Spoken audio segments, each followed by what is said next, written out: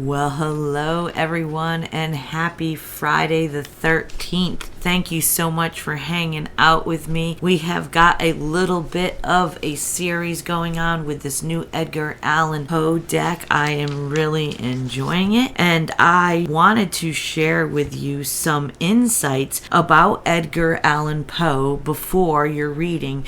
Now, if you're like, I don't give a shit about Edgar Allan Poe, just fast forward to the intro part. I do have timestamps, but I found Edgar Allan Poe really interesting. I had not known much about him. I had no knowledge of him. Edgar Allan Poe's guidebook says, "Welcome to the mysterious and macabre world of Edgar Allan Poe, where all that we see or seem is but a dream within a dream." Now, Edgar was born in 1809. He was a master storyteller, and Poe can be associated with tarot, as through both the tarot and fiction, we learn more about who we are and what we can become. Tarot reveals our shadow sides, or the hidden realms within us, or the places we need to embrace and shine more light on, bringing up what's buried in our subconscious. So for Friday the 13th, I wanted to transmute the energies of what we normally would consider a scary, fearful, or darker holiday into an opportunity to address our fears hidden deep inside and release them, no longer keeping us bound or in this self-imposed prison. And we do that with our beliefs, our mindsets, with certain people, relationships, situations. And these things need light. They need clarification and allowing us to transmute these energies that keep us stuck, that keep us from growing, that keep us from raising our vibration. Now, Edgar Allan Poe saw a lot of death in his life. He lost his mother to tuberculosis. He lost his foster mother to tuberculosis, and eventually his wife Virginia. He also himself was born in 1809 and only lived to be 40 years old. And through the darkness and the grotesque of what he saw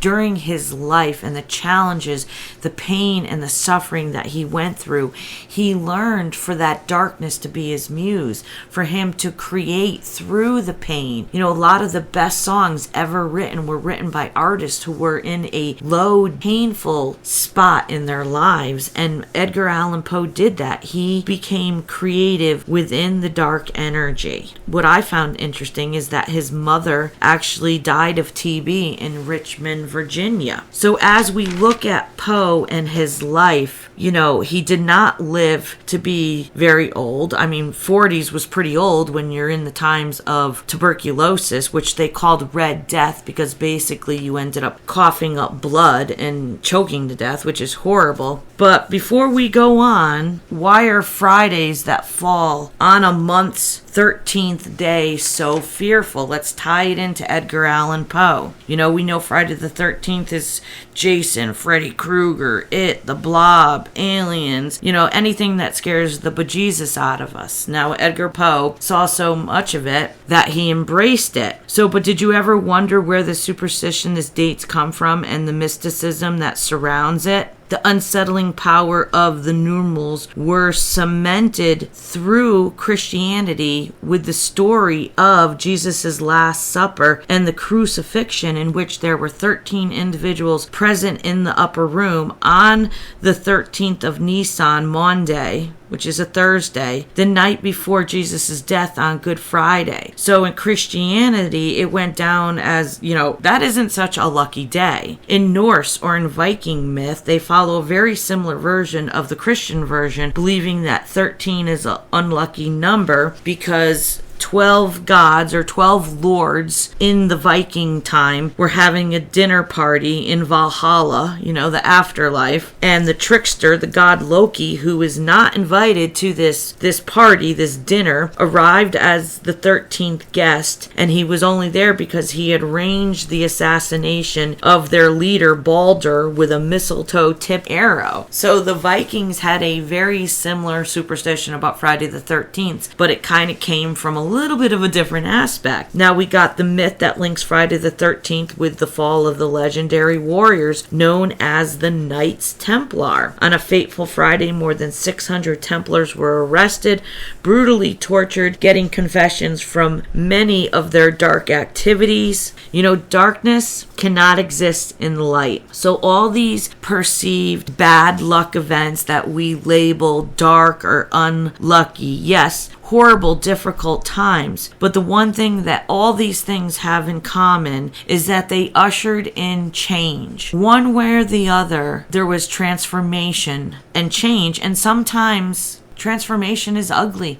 Sometimes it's pain, sometimes it's suffering. Like Edgar Allan Poe saw, sometimes it was tuberculosis and having your family members die. So during this dark time, instead of labeling something as dark or light, as an energetic being, we're learning to transmute the darkness, transmute and create through those times of darkness. And instead of focusing on the horrible aspects, focus on what comes next. It's always darkest before the dawn. And the meaning of my readings is for us to get past the darkness. If we give hate, fear, energy to the dark things around us, then we're only adding to that, okay? So instead of even looking at Friday the 13th as something dark, let's look at it as an opportunity to transform some of our own fears. And we'll see you at your reading. Thanks for hanging out with me. All right, Ophiuchus. Now for you, for your Friday the 13th message, I've decided to do the graveyard spread. Woo! 5-card spread in the shape of a gravestone. And this spread will help reveal issues affecting any situation you face, as well as a solution to the problem. So we have card number 1, your current influences shaping your situation. And I have pulled the 8 of Swords in the reverse for you, Ophiuchus. Now, swords are all about our communications and our thoughts. And Edgar's telltale heart story, The Premature Burial, is all about a man who is terrified of being buried alive. Now let me read you a little bit of this story to get some context. In Edgar Allan Poe's story, The Premature Burial, a man is terrified of being buried alive. He suffers from catalepsy, a disease in which he falls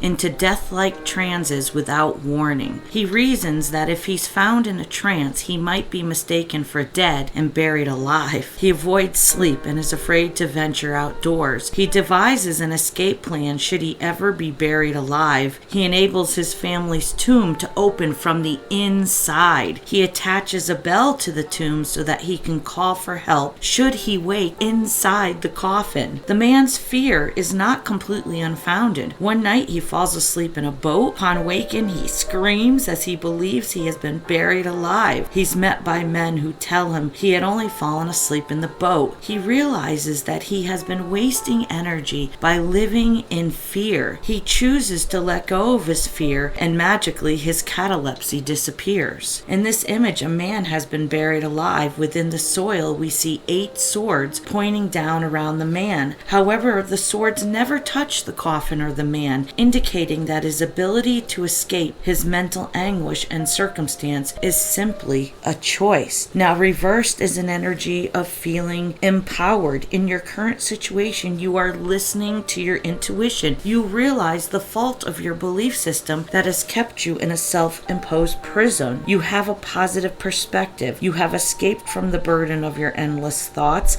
about this situation and have found freedom. All right, Ophiuchus, that's your current influences. So big steps recognizing or having a download or clarification or perspective about something that was keeping you trapped in your own fears. Way to go. So card number 2 is the problem you face, and we've got the 5 of Pentacles. Now this freedom may have come at a price, possibly leaving someone in the dust as you ran away. Now normally the 5 of Pentacles can be a difficult energy to contend with. You feel like the world is against you. But in this case, Ophiuchus, you have become empowered. You no longer are trapped. You no longer have your emotions being held by a thought system or a belief system, but there was a price. So I wanted to ask, as a kind of a bonus, what was the price for your freedom, Ophiuchus? And I've got the King of Cups in the reverse, the Star in the reverse, and the Two of Cups. So this was a stiff price indeed. Now the King of Cups represents a large group of people, a big family. It represents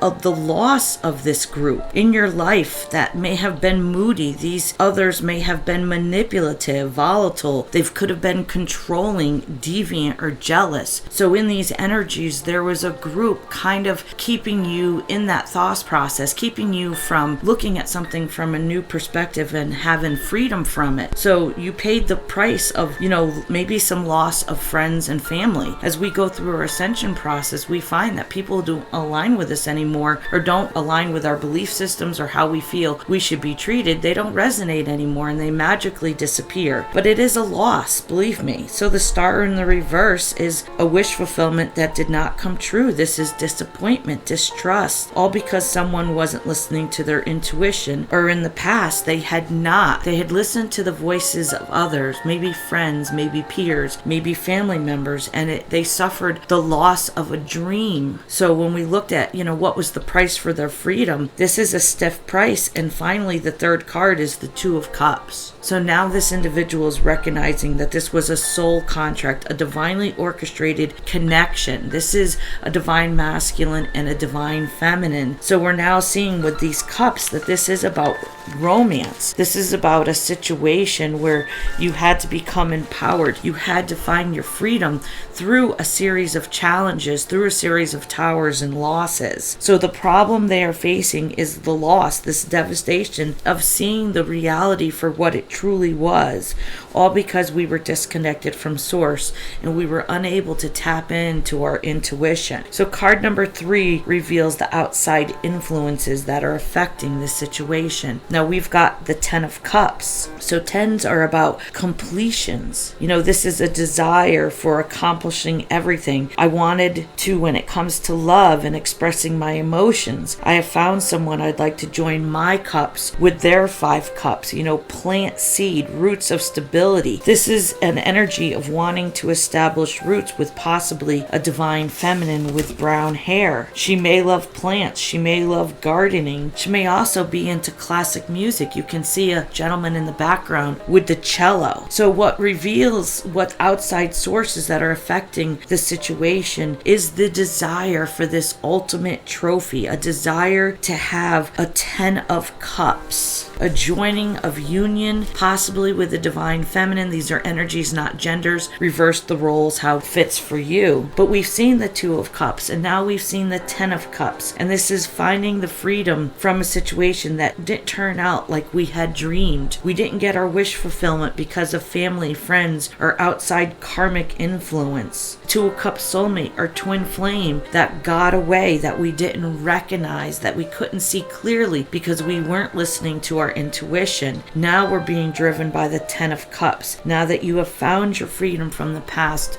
you know what it is you want to manifest. Card 4, your undoing or your weakness in regards to this situation. Now we have got the World in the reverse. This is someone who didn't take action. This is an ending of a cycle, but this is completions, but in reverse, meaning the undoing is that there's unfinished business right here. The cycle has not ended. There has not been a new beginning with this 2 of Cups. This 10 of Cups has not manifested. Now card 5, the way out for you, Ophiuchus, or the energy surrounding you, is a 9 of Cups in the reverse. Now this is depicted as a divine feminine. She has her independence. She is abundant. She may live in an agricultural area. She's emotionally stable and loving. But let me read you a little bit about this 9 of Cups. In the story, Eleonora finds happiness with a kind-hearted man. All aspects of her life have aligned. She has found the love of her life and lives in a paradise called the Valley of Many-Colored Grass. In this image, Eleanor stands in an expansive field of rolling hills with blue skies above. Remember, I said like an agricultural area. So the beauty in the scene reflects the satisfaction that she feels deep within. Eleonora holds 2 chalices overflowing with ivy and flowers. Carved into the chalices are skulls indicating the change is ahead. Eleonora is sick and was made perfect in loveliness only to die. Poe wouldn't have it any other way. And the ivy flows down to her feet and snakes around 7 chalices that rest in the grass show transformation. Ivy is symbolic of the love and eternal fidelity that Eleonora expects from her husband, in which she faithfully provides. Gray clouds gather in the distance, indicating that happiness and fortune is never permanent. Time marches on, changes will occur, and work must always be done to maintain contentment. So in the reverse, this is letting go or pouring out the feelings of dissatisfaction about an ending. It's letting go of that ego that drives us to focus on the past and place blame on ourselves, on others, or different situations. This card is about balancing your overindulgence that can be, overeating, addictions, obsessions. It can be candy, anything. It's saying to turn your attention off the past.